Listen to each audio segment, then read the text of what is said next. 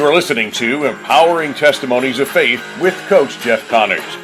Join Coach C, USA Strength and Conditioning Hall of Famer and Certified Health and Life Coach every Monday night at 7 for Empowering Testimonies of Faith as diverse individuals from various professions share their personal journey, leading them to spiritual strength through surrendering themselves to Christ.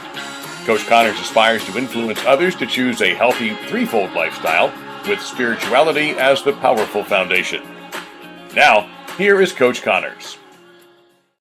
Welcome to Empowering Testimonies of Faith with Jeff Connors. I am Jeff Connors, and my incredible guest tonight is Mrs. Alabama, also a health and wellness coach and runway model, Dana Bradley. Dana, welcome to the show.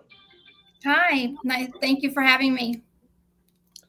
No doubt. And you have also been known as 154 pounds down and newly crowned Dana Bradley. So talk a little bit about that. Well, I was crowned in September of 2024, so my reign is pretty much over.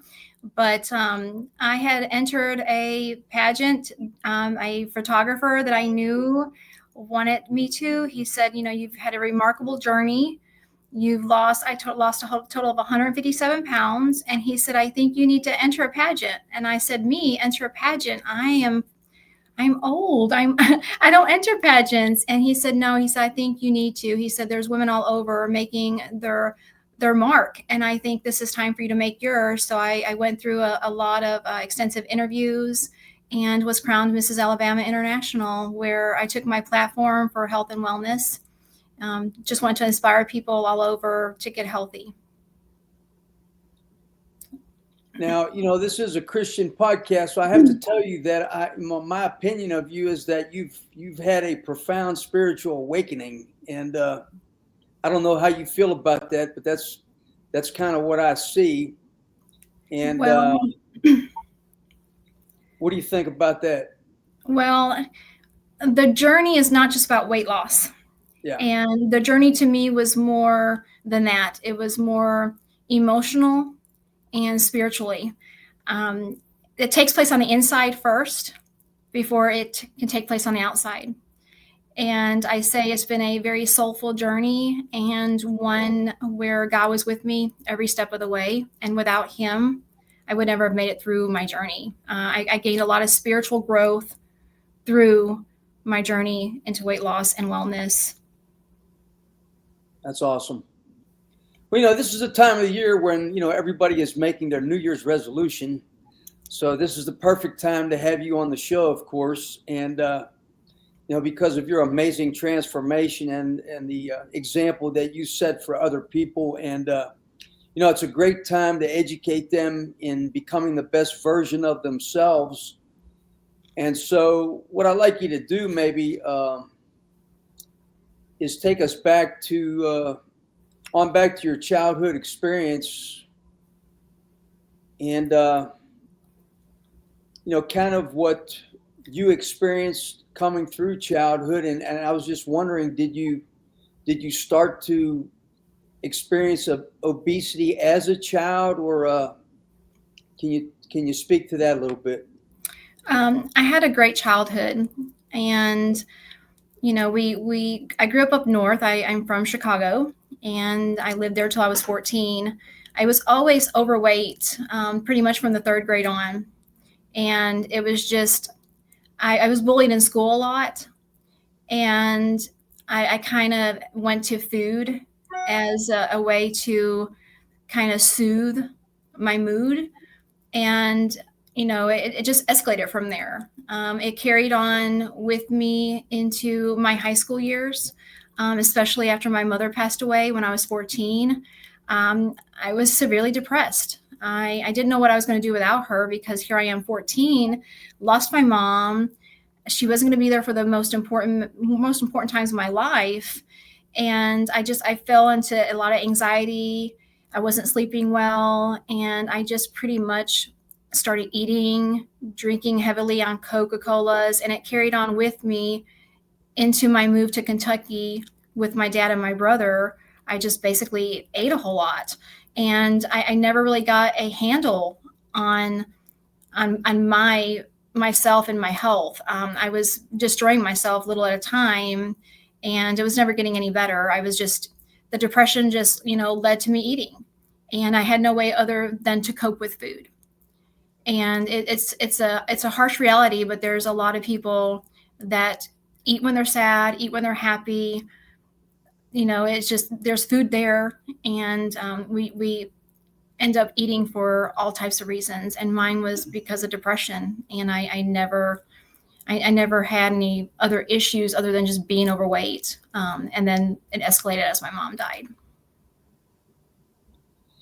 Understood. And, in me being certified by Health Coach Institute, which is something I did after I got out of coaching for just something to do, but then I became very, very interested in it. We have an exercise called emotional brain training that you go through before you sit down and eat. And it's just amazing the emotional state that you're in, how it impacts, what you eat or how fast you eat, or,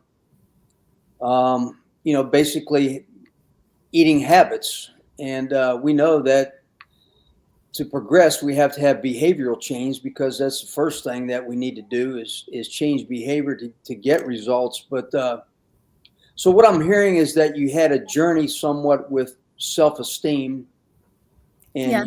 use food as a crutch or kind of a panacea toward that issue. Is that correct? Yes. Yep. It was correct. Okay. And that must have been very tough for you going through high school, just because of, or even grade school, just because of the brutality of other girls or whoever. I mean, did you say that you were bullied? I was bullied when I was in third grade, and there were a couple boys and a couple girls that picked on me and laughed at me. And when I got into high school, I'll never forget that first bus ride I took. I was, I didn't know anybody. A lot of the kids, and when you go to high school, they grow up with you through elementary school, and so you're continue on. And I didn't. I was the new girl, and I remember getting on the bus, and these boys throwing things at me and calling me Big Bertha. And I had already, I was already anxious and depressed enough about my mom passing away just months before that was really, really something that was hard and just debilitating.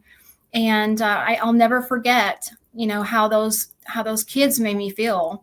And I knew I was hoping that they had God in their life, because kids who destroy other kids and people who destroy other people, they can't have Jesus in their life. They just don't know him if they're treating people like that. I was always raised, in church. I was raised in a Catholic church, so we went to church all the time. And, you just don't treat others that way, regardless of size, regardless of race, or anything, religion, anything like that. I was taught that kindness is key.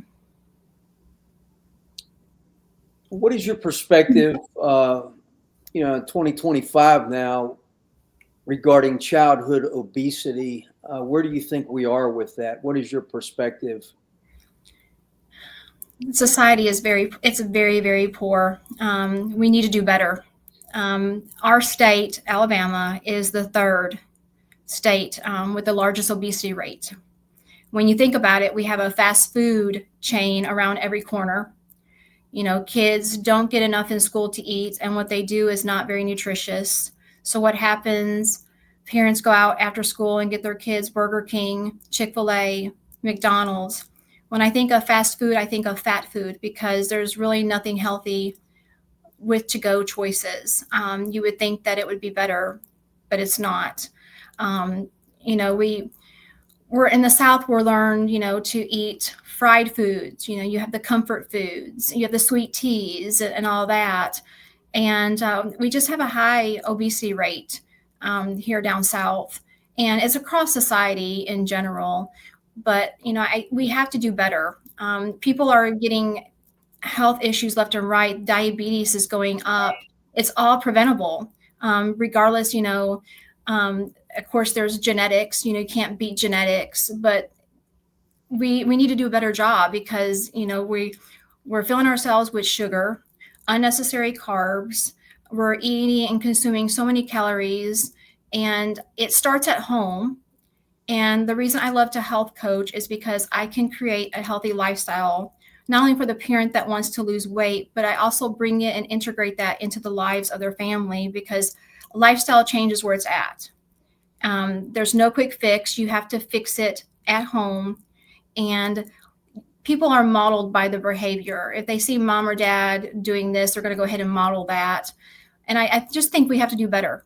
As parents, we have to do better, to teach our kids, at a young age about obesity. If not, the rates of diabetes, the rates of obesity, the death rate of heart attacks, it's going to keep going up. Right. And I know you have a very strong desire to help young people learn about healthy living, from what I've read about you. And can you tell a little bit about your intentions and your involvements with the Boys and Girls Club and other organizations that you're affiliated with?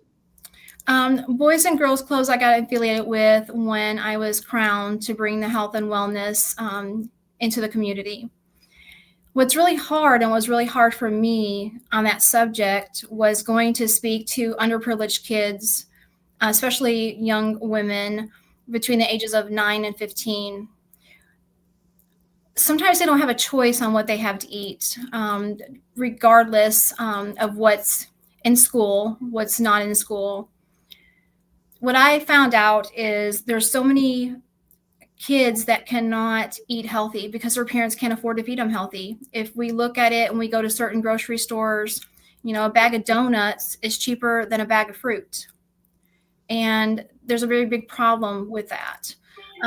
It's hard to be able to teach a child healthy lifestyle living if we know they can't afford to eat healthy. And I want to be able to help with that, because I think it's sad that they have to go to chips and Capri Suns because they don't, and they can't afford anything else. So I had to bring fitness into it, where I'm very big into fitness. So I help on the health side as far as healthy eating goes. I also integrate what fitness is too, because we have to have two of those things to make sure that the health and wellness lifestyle continues. What's your future plan there? I'd like to develop a nonprofit and help get some healthier choices to these kids who are less fortunate, who cannot afford to buy healthy foods. We need to start somewhere, and I want to be that change to help them. I want to take the necessary steps to make sure that there's a change on that. I want everyone to be able to afford to eat healthy.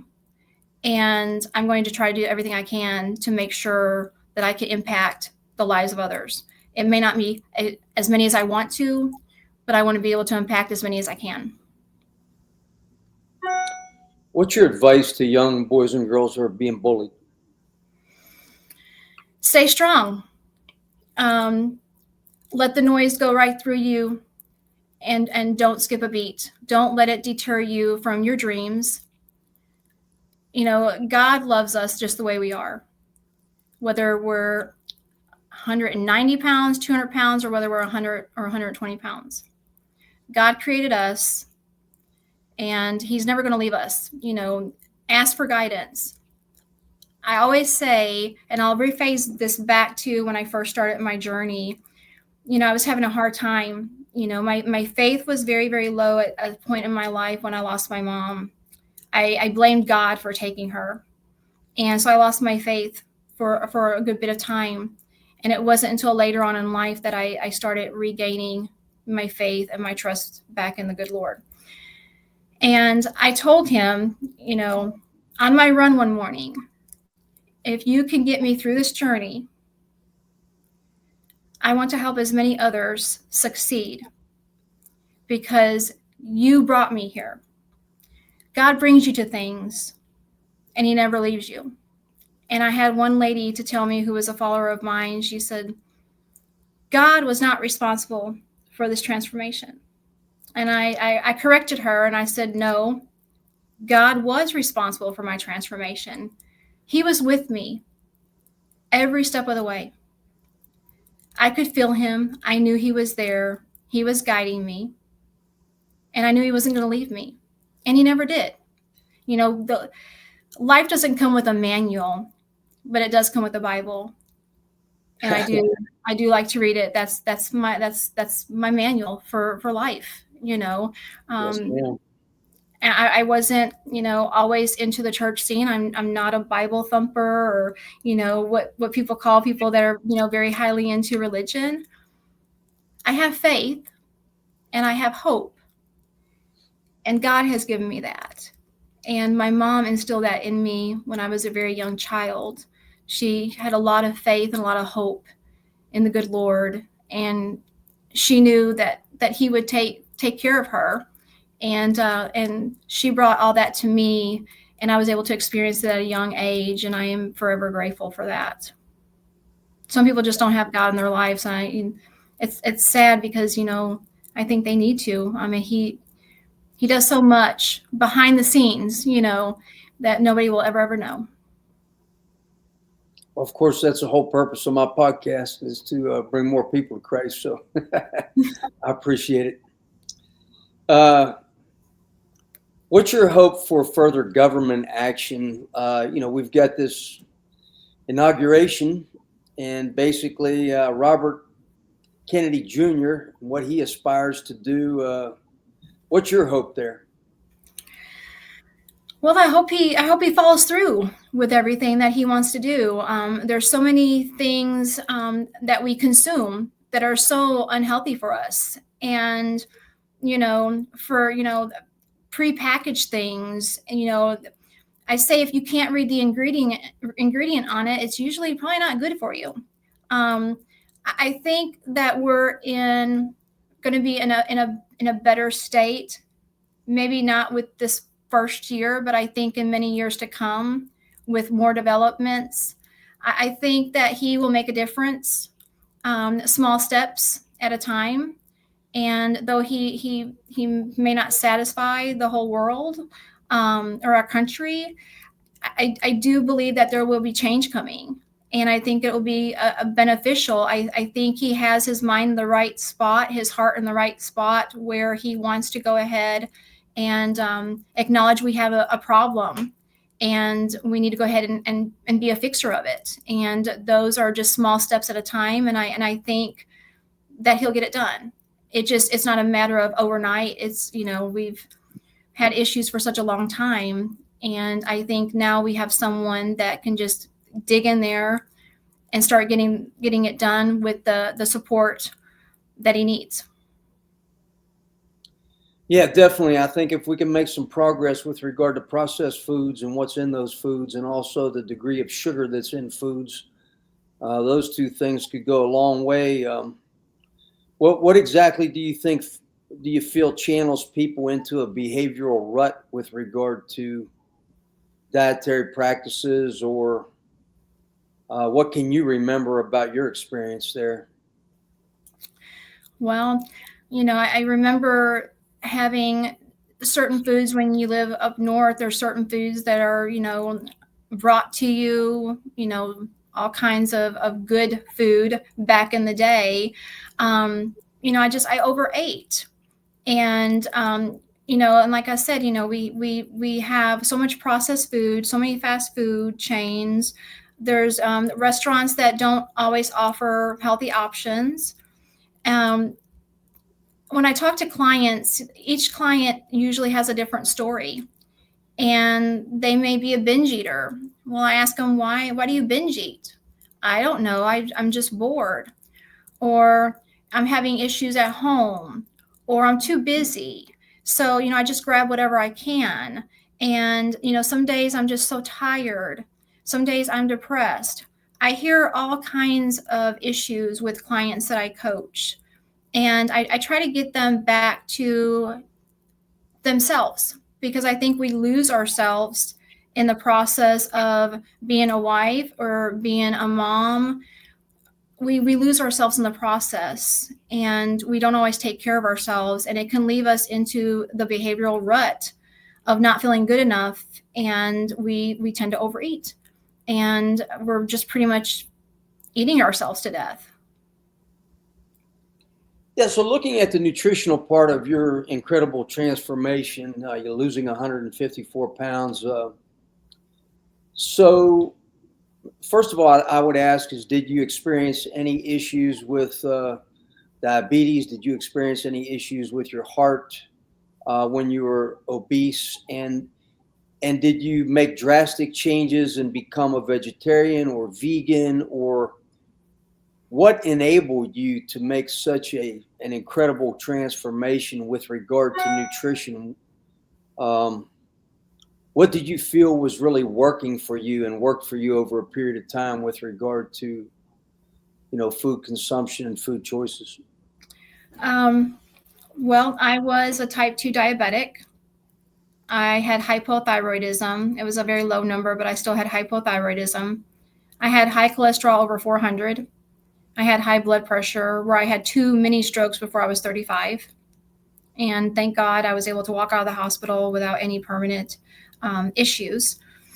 I had back issues, herniated disc, 2 bulging discs. I was told that I would have to have surgery on my back because it was going to, it was too bad. It was not going to be able to be repaired. I had lower arthritis. I had periodontal gum disease. I had fibromyalgia. You name the illness, and I was your poster child for it. And what I ended up doing is strictly focusing on my nutrition. I needed to go ahead and get away from all those fried foods. I started going to baked foods, started going to grilled foods. If I did want something bad, I always had to look at where I was at and what I was trying to achieve, because I was tired. I was tired of being tired. I was consuming Coca-Colas, 6 to 7 a day, 20 ounces, a case in a day and a half. I was consuming so much sugar. I was taking in 5,000 to 6,000 calories a day. And I don't even know how I was walking and how I was not dead yet. I channeled in on what it was going to take. I had to go through a calorie deficit. I had to make sure my body was running like a car. I give that analogy a lot. You have to make sure everything's running. I have to make sure everything's good underneath the hood. If it's not, your car's not going to run. And if you don't check underneath your hood in your body's not going to run either. So, I had to watch what I ate.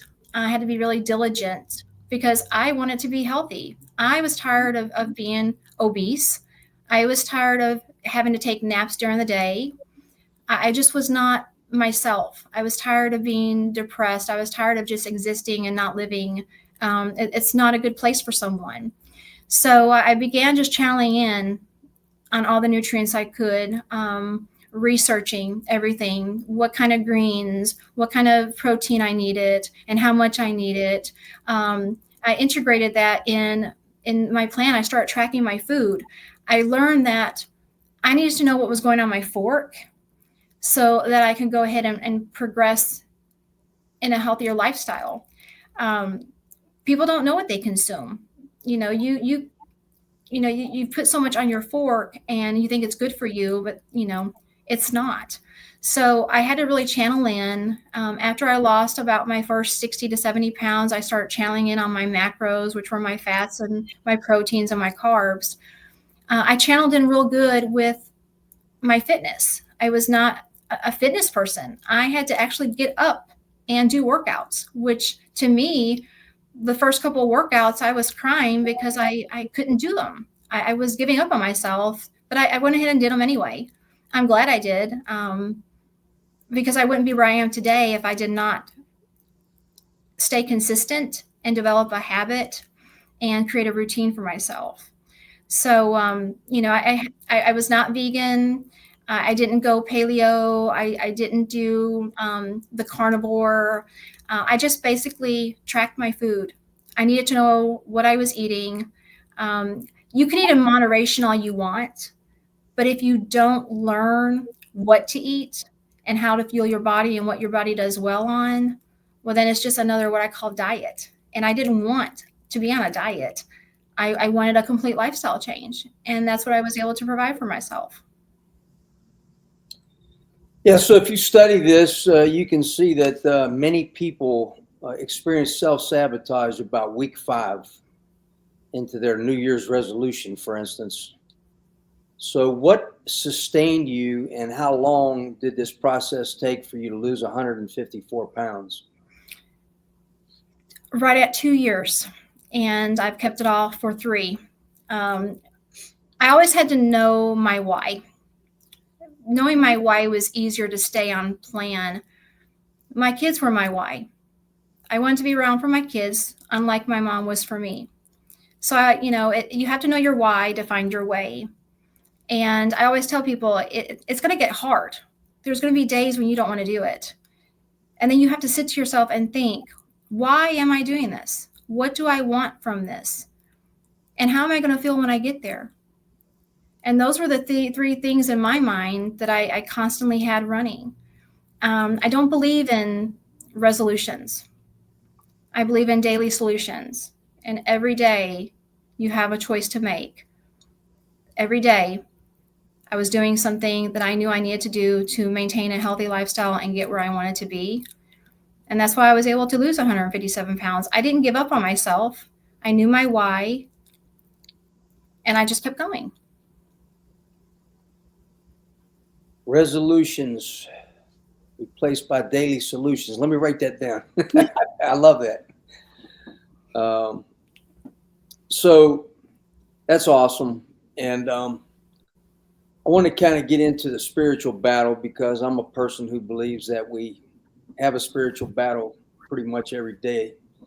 When we wake up and, we've got an enemy to deal with, and what we're looking at specifically would be gluttony or depression or addictions or alcohol or drugs or food addictions of some sort, lust. And basically what happens is, I believe the enemy attacks our weaknesses. And the only thing that keeps us winning that battle is, meditating on Scripture, staying in the Word of God. And then, of course, we've got a whole host of insecure naysayers out there, insecure individuals who like to celebrate the failure of others because they've been insecure. And I think many of us who have accomplished anything experience that. So I've got a few things here that I just wanted to mention because, and these are my ideas in relationship to the spiritual part of it. And I just want to see if you have any comments or agreement or thoughts about this.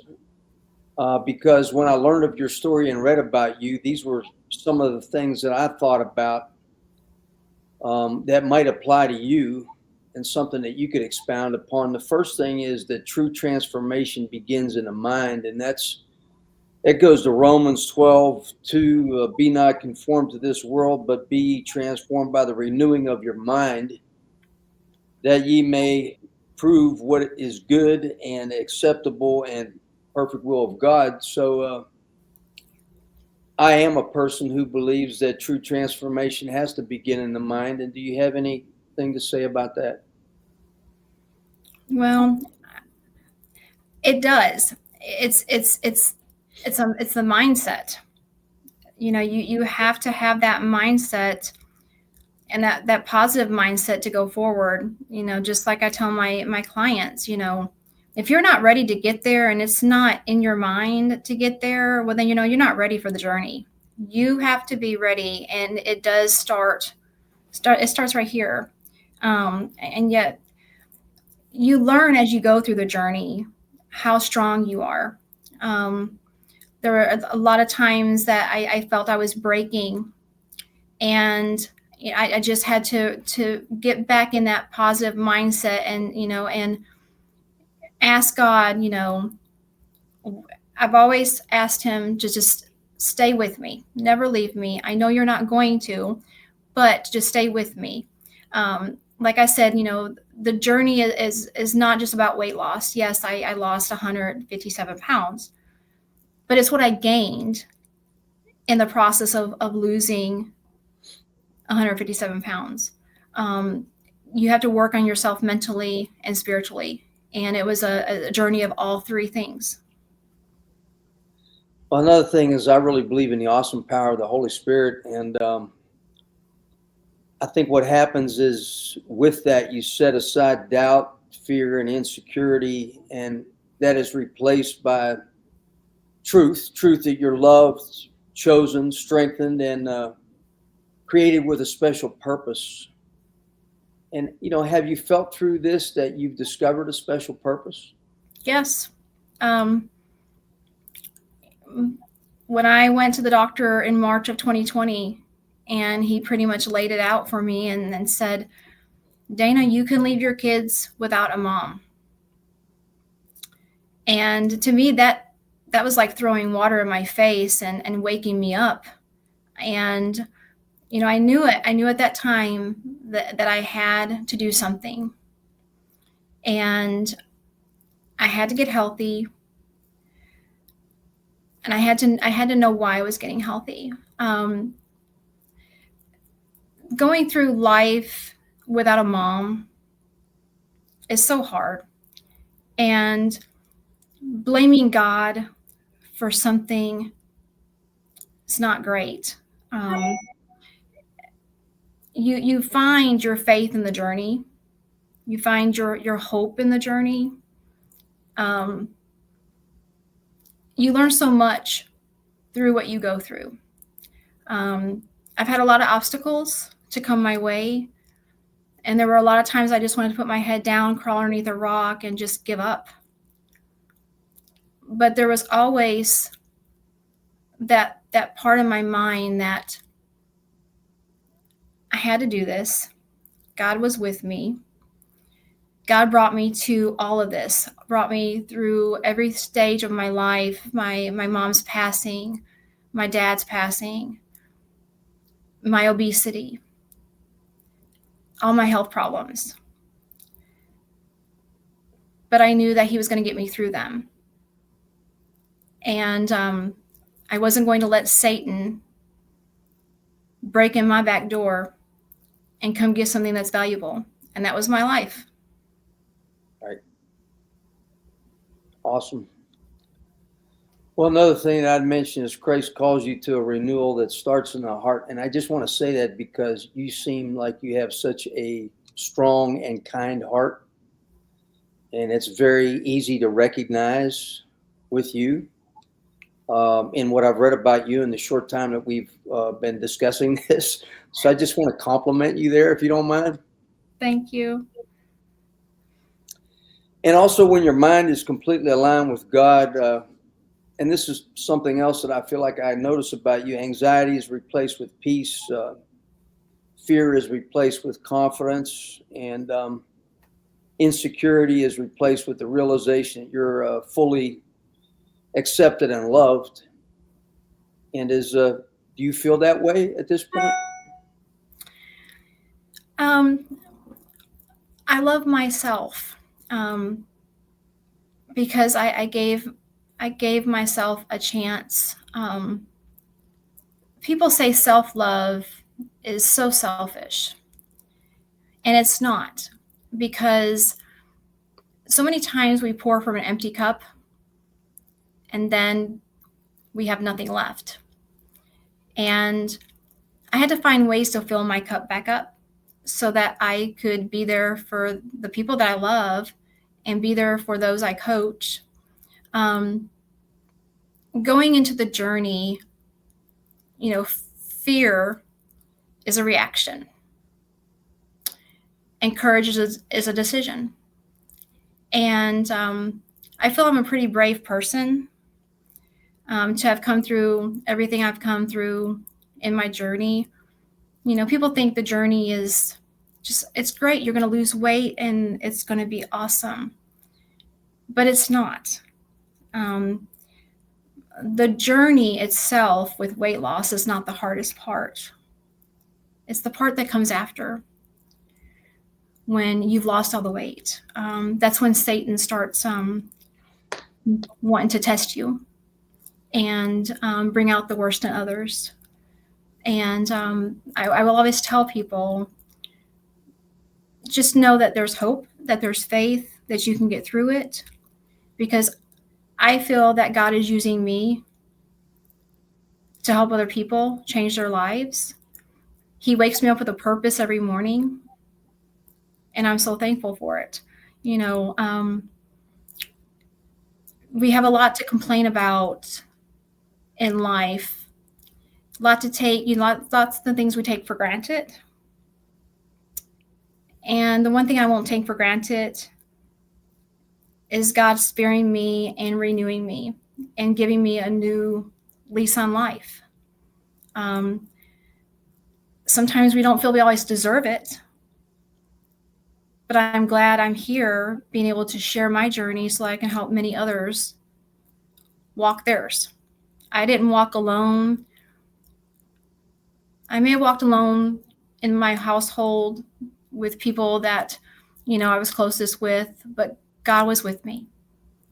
He never left me. And I'm not going to leave anyone else walking their journey alone. It's not fair, because I didn't. I don't think it's fair.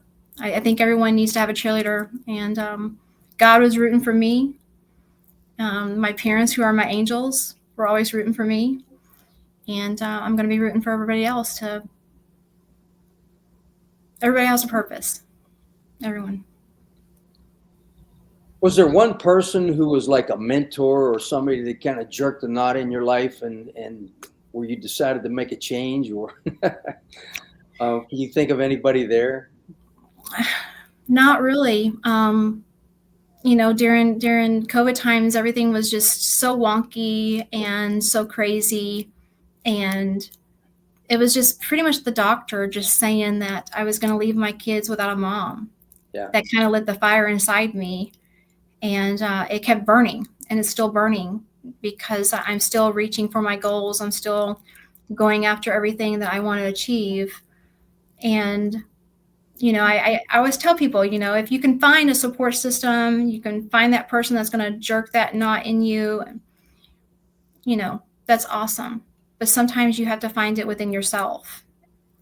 And I think that's why my journey is very important to me, because I had to channel in by myself.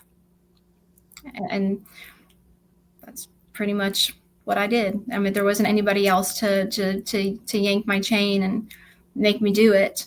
I had a few friends that were supportive of my journey, but they weren't there, that, constantly the noise in my ear, telling me to get up at 5 o'clock in the morning and start my workout videos, and telling me to get up and just do it. It was something I had to train myself for. I felt like I was training for the fight of my life, because that's what I was doing. I was fighting for my life. Yeah. So if I mention that I feel like you have a vision guided by hope and not doubt, and by faith and not circumstance, would that be an accurate statement? And can you kind of share what your vision is?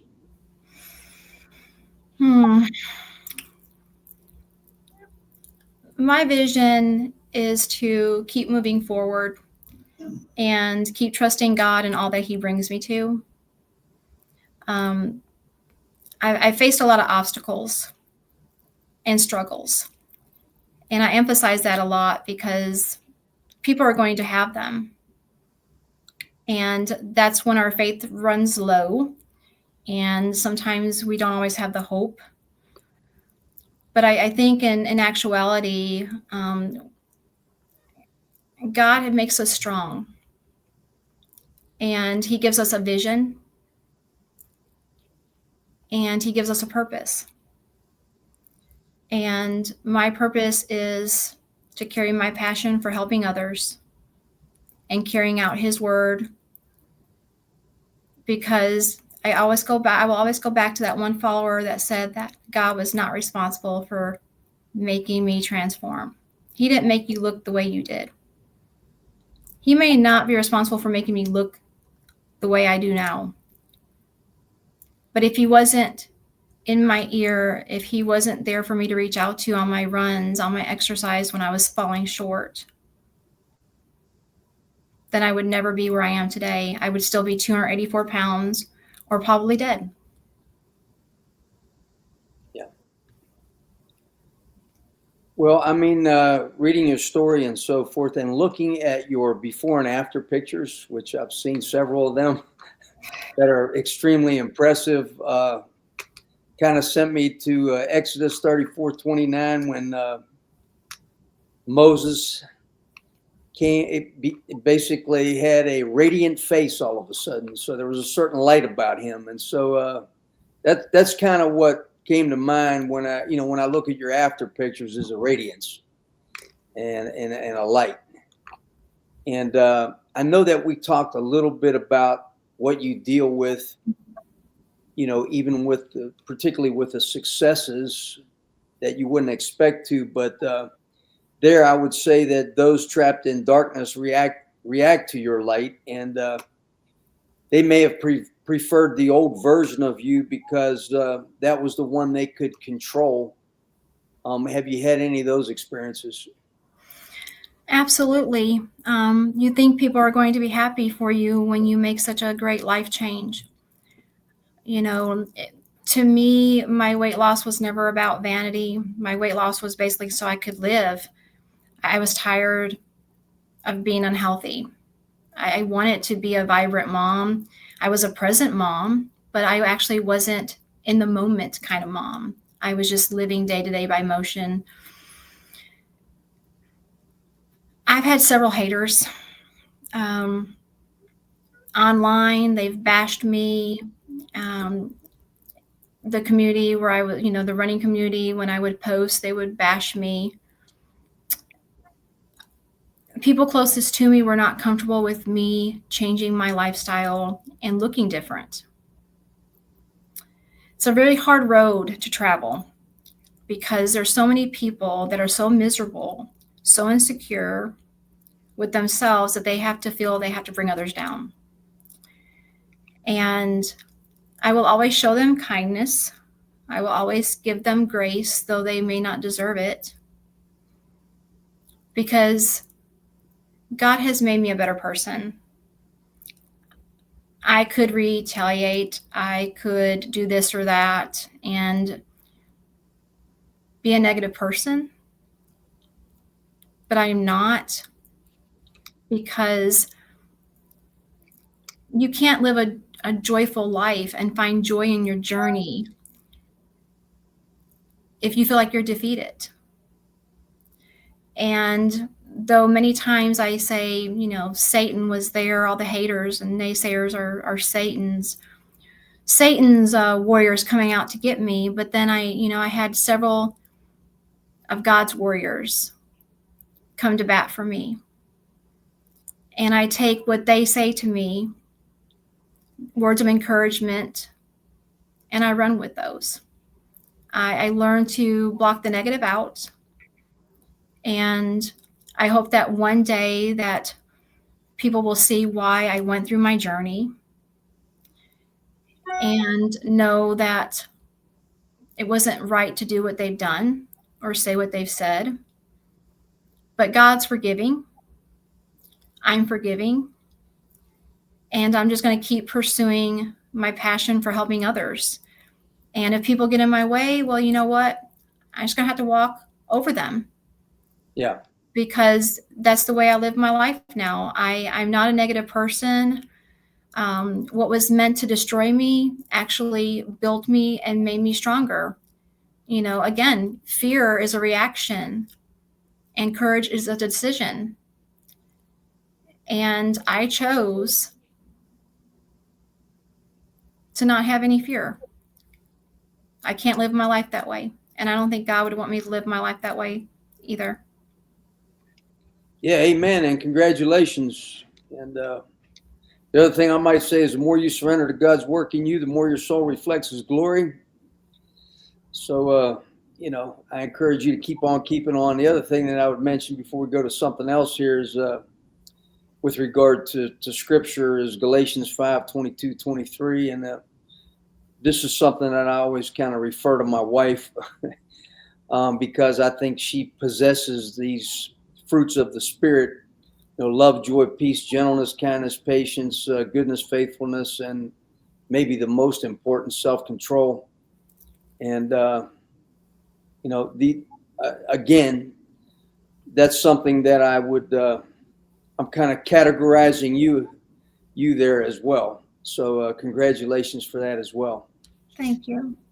And I hope, just like Jean Ann and Wendy, who've been on my show, that you might write a book. That's what's we're hoping happens. So I guess you can say it's kind of in the works. So nice. Well, I want to talk about the Dana Bradley program because I've been a collegiate strength and conditioning coach my whole career. So I'm retired from that, and I also had a personal training business for a number of years. But I'm very interested in your program with regard to what you do lifting wise, cardio. We talked about nutrition, overcoming self-sabotage, not gaining that weight back. And the other thing that kind of is intriguing to me, and I've had some obese people in the past ask me about, well, I'm worried about my skin. What's going to happen with my skin, if I make this drastic change? So can you kind of speak to those things? Well, there's a lot of people, especially clients, when they first talk to me, and again, going back to haters and stuff, they're like, "Where's your skin? Where'd it go?" Well, I'm not a 20-year-old anymore. I knew my skin was not going to go back as it would back in the day. When I started researching on losing weight, I was scared about having a lot of excess skin, and because I knew that it takes money to have it removed, and I was always scared. Well, what if I look gross, or what's that going to look like for me? I went ahead and just dialed in on my nutrition, dialed in on my protein, dialed in on strength training along with my cardio. A lot of people, they work from the face up when it comes to moisturizing, skincare, and stuff like that. I work from head to toe. I basically just use kind of like vitamin E and coconut oil just to kind of lather on my body, just to kind of help it in some way. I had researched that stuff like that worked. But basically what helped me is my protein, and my lifting to be able to tone.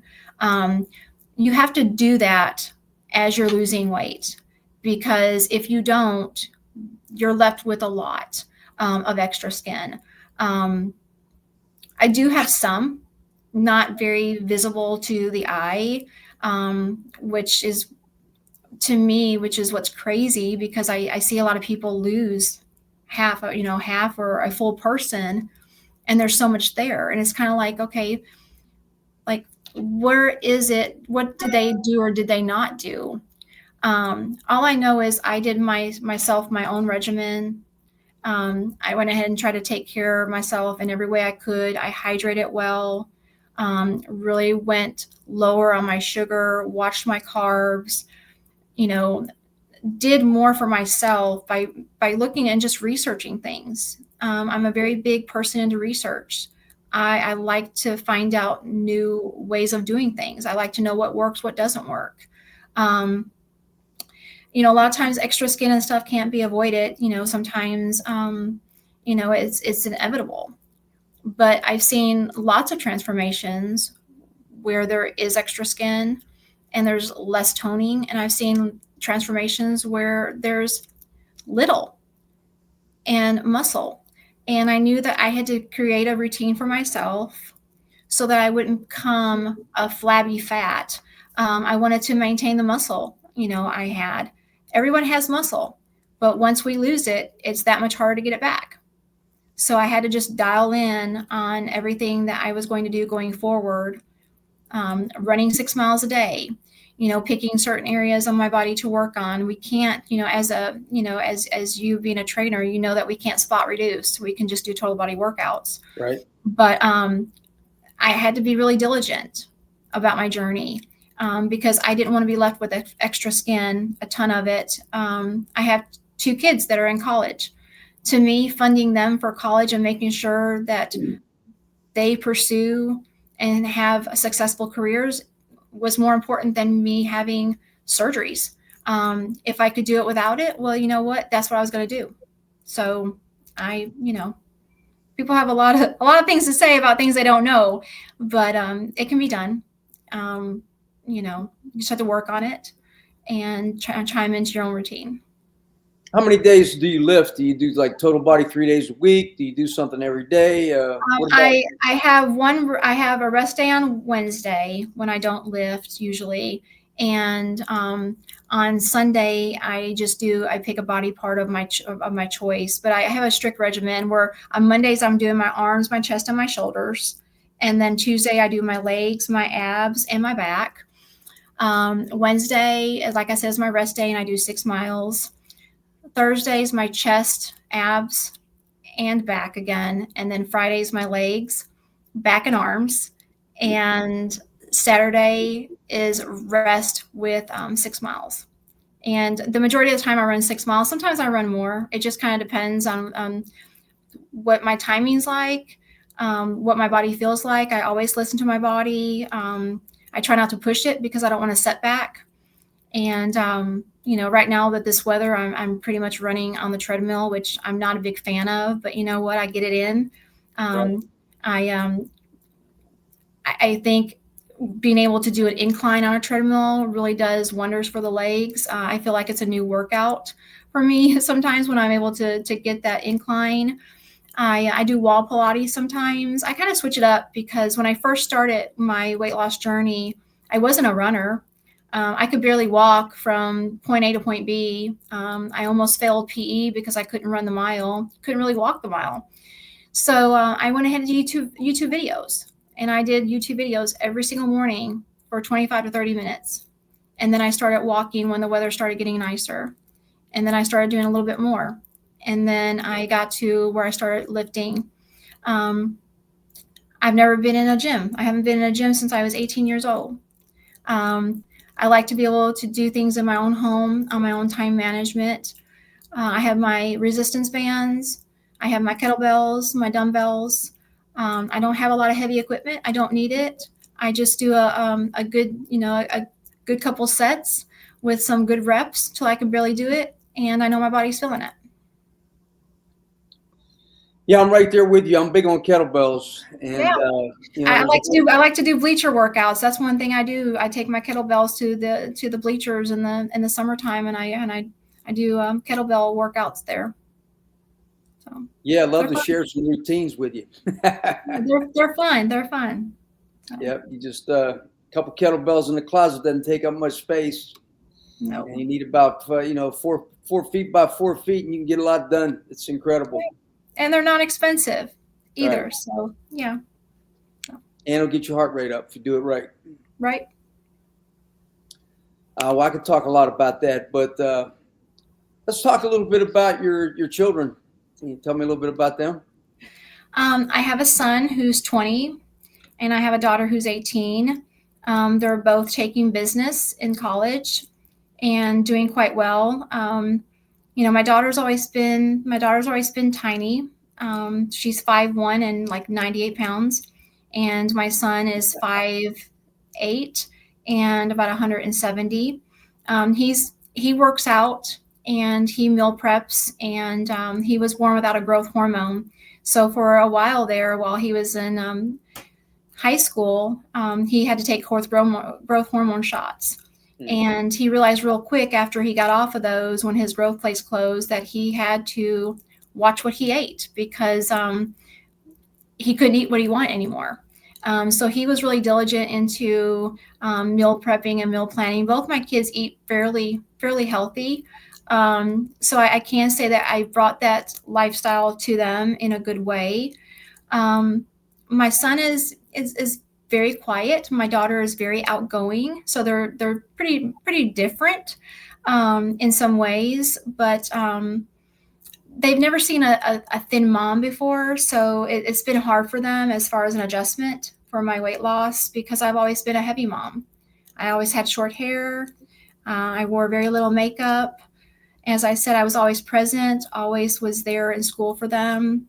And they're my greatest blessings. When I talk about my kids, you know, they're being a mom is the most rewarding job I've ever had, and I just wanted to be around for them and be around for their kids and for when they got married, and you know, I want to be that mom to them that I so wanted to have when I was growing up. I wanted to be able to be that mom they could be proud of. So if I ask you, what's the one thing you hope they've learned from you, it would be?